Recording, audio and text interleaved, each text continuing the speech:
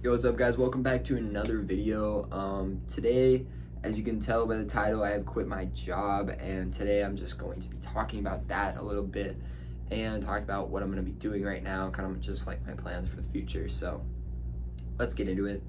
I was working at a fairly popular fast food chain, one that you've probably heard of, but if I asked you to name a bunch of fast food chains, it probably wouldn't be one that you name unless you go there often. I don't know, does that make any sense? It's like a higher end fast food. It's a burger place. It's not In-N-Out. Oh, and I will say with the quitting, like I didn't just like leave on the spot or whatever, I put in the 2 weeks. I even offered them a month, but they denied it. They were like, you can just do 2 weeks. I was like, all right, cool. I did 2 weeks, and I worked my ass off the last 2 weeks, and about 2 days ago was my last day at this establishment. So the reason why I quit, you can basically chop it up to instability. It's an unstable place for me right now, and it doesn't mean it's unstable for everyone. People working there, I'm sure, were fine, but the amount of stress it was putting me under, the amount of physical pain I've gone through there, and just like mental pain and just all this stuff was just getting too much, and I basically just called it quits. And it was actually a nice exit though. Like I didn't have any hard feelings with my boss or whatever. My boss was treating me well the whole time. He was good to me. He cared for me. He ran the store pretty well. He helped me a lot through it, and I didn't have any spite against him or against the company or anything. It was just like my time to step back, because originally, let's give some context. But I got hired on as a cashier. I didn't even get trained.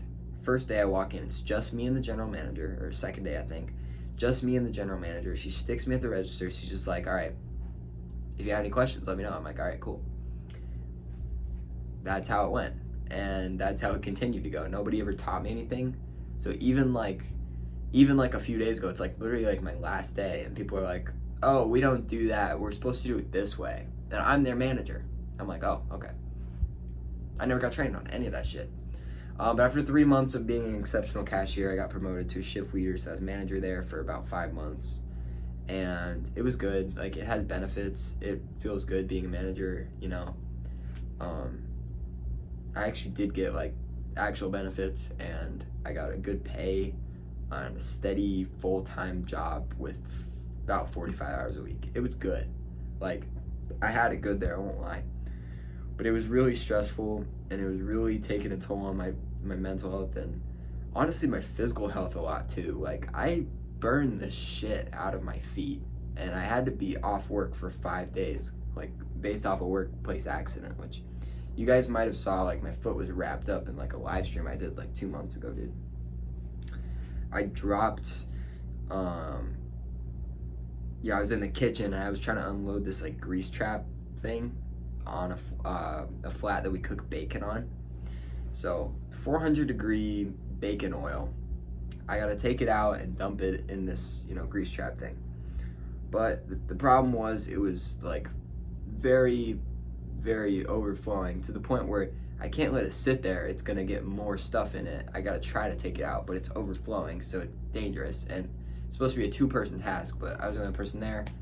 Actually, they didn't say it was supposed to be a 2-person task until after. Like, everybody was doing it alone until I got hurt in this, and now everybody's doing it with 2 people, which is kind of funny. But I dropped an entire vat of 400 degree burning oil on my feet, and I got 2nd degree burns on both my feet, and I had to go to urgent care. Like, we literally had to close the store for 30 minutes so I could go to urgent care, and so that other people could come, because I was the only cook at the time. And yeah, dude, I had to be out of work for 5 days because of that, man. Looking back on it now, it's kind of funny, and but yeah, for like the first 2 months of being a manager, like literally after a week, we just had 2 managers, and then it was me, one other shift lead, and then our boss, who was a shift leader who just got promoted to general manager, right? So he kind of knows what he's doing. The district manager was kind of showing him the ropes, but eventually he got really good at his job. But the first month or so was rough, and then our other shift leader just quits. So it was just me and my boss, the only managers for 2 months. So basically, almost every week, like I would work 5 days, and 2 of those days would be a straight up open to close. That way my boss could have 2 days off. He would work 5 days, 2 of those days would be a straight up open to close so that I could have 2 days off. And open to close means 14 and a half hours of work. So 2 days a week I was doing 14 hours, and the rest of it I was doing like 8 to 9 hours. Working a shit ton of hours. My fucking maximum, at one point I did a 122 hour pay period, which is an average of 61 hours a week. For an 18-year-old, that's insane. Nobody should be working that much, man. Yeah. After a bit, actually things got better. We hired more managers. We hired more cashiers, cooks. I was even involved in the hiring process. I did interviews, and I had a say in who was hired and who wasn't. And things were starting to turn up, but it was just stressful, man. And, the hours, because I had agreed to open availability, I had open availability. And a 45-hour week by itself isn't bad. But when you stack it up the way that it was, it got very stressful. Like I'd have to work. It wasn't like 5 days a week. You get 8.5 hours all 5 days all at the same time. It was like Monday I'm doing open to close. Tuesday I'm opening from 9 to 5. Wednesday I'm closing from 3 to 10:30. And then the next day I'm doing an open to close, and then I got 1 day off, and then I'm doing an open to close, and I get 1 day off, and then I'm doing an opening shift. Like, it was scattered. And it's not that that's a bad thing, because for that type of business, I feel like they kind of have to have it like that. But it was getting tough. It was stressful because as a 18-year-old manager, kids that are in high school about the same age as me, I'm trying to tell them what to do. They don't want to listen because I'm 18. I'm fucking a year older than them. It's like, what am I going to do? I would threaten to call my boss. I'd be like, do I have to call so-and-so over? And they would be like, all right, I'll do it. Because at first, as an 18-year-old manager, you want to be the chill manager. You want to be the guy who just lets shit slide. And you want to be the manager you wish you had. And then they get on my fucking nerves, and they push my buttons. And so now I have to be big boss manager mode, right? Same thing with older folks. It doesn't even get any better. People younger than me don't take me seriously. And then I also have to boss around dudes who are 30, dudes who are 27, dudes who are fucking pushing 40. And I gotta tell them to take the trash out. And they don't like that. And they don't take me seriously. And they don't like that I'm a manager and that I'm in that position telling them what to do. And I talk about this job like it's the worst thing ever. It's not horrible, man. It's just there's parts of it that me as a, fairly immature adult, young adult, couldn't handle. Given my previous mental states, just how my life was at the moment, I just couldn't handle that stuff, And then, like I said, it's taking a toll on me physically, dude. Like I got wrist problems from all the stuff I've been carrying. I will say though, I haven't been to the gym in a long time, and I've gotten bigger. Straight up just from working and lifting stuff. But like I said, it's also put pressure on both of my wrists are a little fucked up.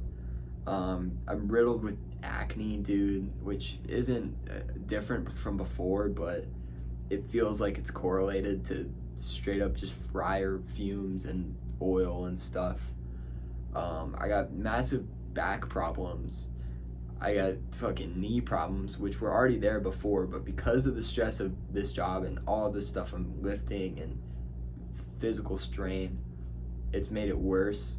I'd go home, if I work more than like 9 hours in a day, when I get home, it feels like there's growing pains in my legs for hours. I know they're not growing, it just fucking hurts, but it feels like growing pains. And then on top of that, like I said, I burn my, working as a cook, like you get burned all the time, you get cut all the time. I was mostly in the kitchen, because kitchen is what needs the most help in a restaurant, honestly. Like front of house, there's only so much you can delegate for them. There's only so much you can teach them how to do, and then it's pretty much all up to them. And then, if they need to call over a manager for something, I'm there. Kitchen, I'm constantly correcting them, teaching them how to do stuff. I'm in the kitchen working with them. That's what needs the most help. But in the kitchen, I'm constantly getting burned, you know. You can't even avoid it either. It's like I'm cleaning the grill, and out of nowhere, it's like a char particle just, boom, lands on your arm, and it's like 500 degrees or some shit, and you flick it off, and it was on there for a half a second, but it burned the fuck out of your arm. This one little tiny spot, like, and like I said, I dropped a bunch of oil on my feet.